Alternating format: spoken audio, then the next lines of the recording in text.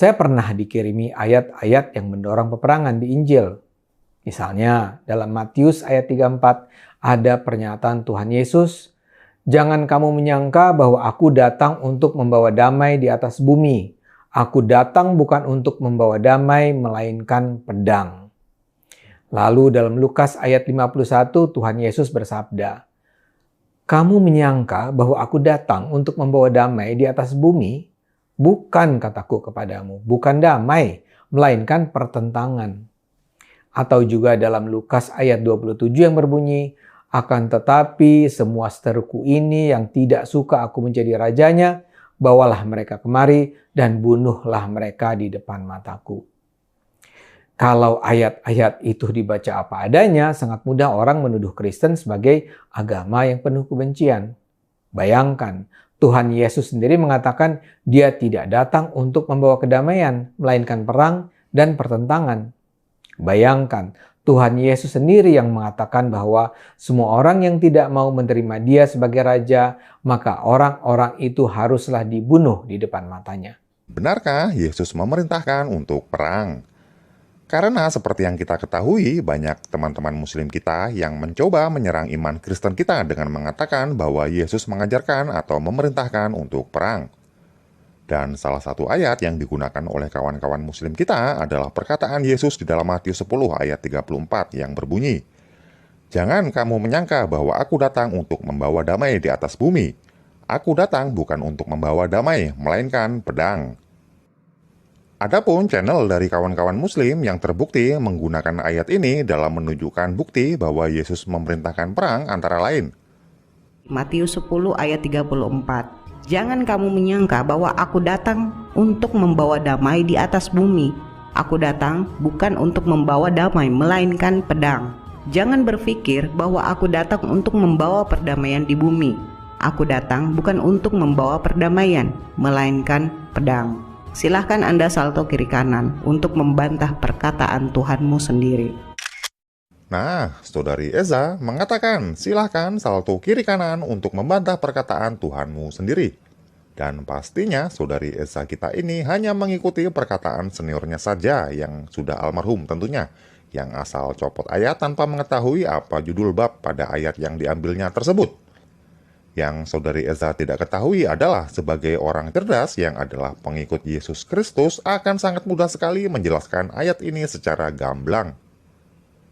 Sebelum kita mengupas apa arti atau makna perkataan Yesus di dalam Matius 10 ayat 34 ini, sebelumnya saya akan menunjukkan bukti satu lagi video dari channel muslim yang menggunakan ayat ini untuk menunjukkan bukti bahwa Yesus memerintahkan untuk perang. Dan berikut ini adalah cuplikan videonya. Dalam perjanjian baru disebutkan, Yesus berkata, "Jangan kamu menyangka bahwa aku datang untuk membawa damai di atas bumi. Aku datang bukan untuk membawa damai, melainkan pedang." Matius pasal 10 ayat 34.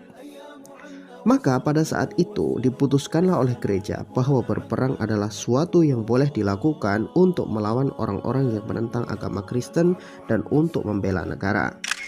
Nah, jadi berdasarkan ayat di dalam Matius 10 ayat 34 ini, KAF Media mengambil kesimpulan bahwa gereja memutuskan perang adalah suatu yang boleh dilakukan untuk melawan orang yang menentang agama Kristen dan untuk membela negara. Sekarang mari kita kupas makna perkataan Yesus di dalam Matius 10 ayat 34 ini. Arti pedang yang dimaksudkan Yesus dalam ayat tersebut bukanlah Yesus membawa pedang dan memerintahkan para pengikutnya untuk memerangi manusia lainnya. Karena seperti yang kita ketahui pada saat peristiwa penangkapan Yesus untuk disalibkan, kita semua yang adalah orang Kristen tentunya mengetahui bahwa Petrus tidak terima dengan penangkapan itu. Sehingga Petrus menarik pedangnya dan memotong telinga dengan pedangnya ke serdadu yang hendak menangkap Yesus. Kemudian Yesus berkata kepada Petrus, "Masukkan pedang itu kembali pada sarungnya, sebab barang siapa menggunakan pedang akan binasa oleh pedang." Nah, bagi kawan-kawan muslim yang belum mengetahui mengenai kisah ini, silakan baca pada Matius 26. Sehingga dari Matius 26 ini saja kita sudah dapat mengerti bahwa Yesus sama sekali tidak menganjurkan kepada pengikutnya untuk menggunakan pedang dalam hal menyakiti sesama, apalagi untuk membunuh sesamanya. Sehingga sangatlah konyol bagi kalian kawan-kawan muslim yang menggunakan Matius 10 ayat 34 ini untuk menunjukkan bukti kepada kami bahwa Yesus memerintahkan untuk perang.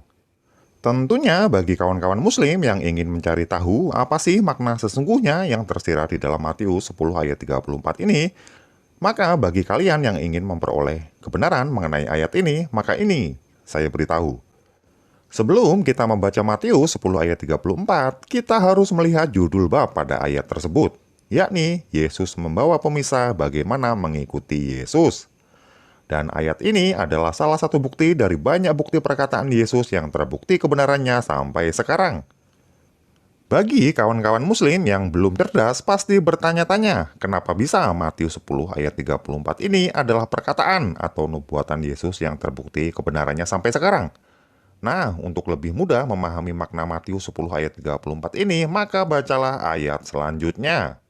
Dan mari kita mulai membaca pada Matius 10 ayat 34 sampai dengan 39. Dapat kita lihat sendiri di sini judul babnya adalah Yesus membawa pemisah bagaimana mengikuti Yesus. Ayat 34. Jangan kamu menyangka bahwa aku datang untuk membawa damai di atas bumi. Aku datang bukan untuk membawa damai melainkan pedang. Ayat selanjutnya. Sebab aku datang untuk memisahkan orang dari ayahnya, anak perempuan dari ibunya, menantu perempuan dari ibu mertuanya. Ayat selanjutnya, dan musuh orang ialah orang-orang seisi rumahnya.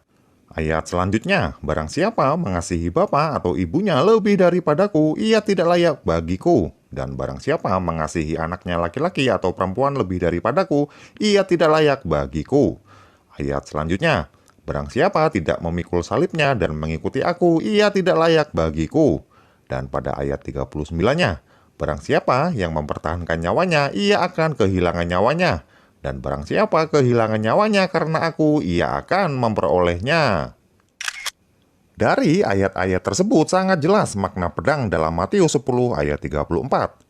Di mana pedang ini menggambarkan sesuatu yang menyakitkan, yakni kita harus siap meninggalkan ayah ibu kandung kita sendiri, maupun anak laki-laki ataupun anak perempuan kita sendiri hanya untuk mengikuti Yesus Kristus. Dan ketika mereka murtad kemudian menjadi pengikut Kristus, pada waktunya mereka harus siap dengan berbagai konsekuensinya seperti dibenci, dimusuhi, diperangi, diusir oleh keluarganya sendiri, dianiaya. Tidak hanya sampai di situ, bahkan mereka harus siap untuk dibunuh hanya karena mereka dianggap murtad dan memilih menjadi pengikut Yesus Kristus. Dan bahkan ada yang dibunuh oleh keluarga mereka sendiri. Dan tentunya tidak hanya itu saja. Bahkan di Timur Tengah mereka menerapkan hukuman mati bagi mereka yang murtad.